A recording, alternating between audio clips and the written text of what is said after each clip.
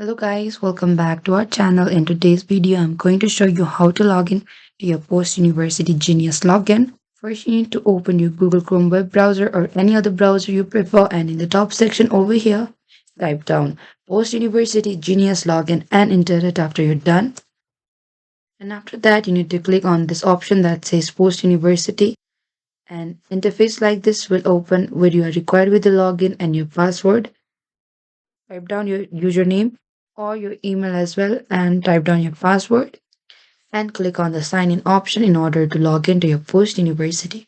But if you have forgotten your login or password, if you want to recover your password, click on this option and that will reset or recover your password. And this is it, guys. And you'll be successfully logged into your Post University after clicking on the sign in option.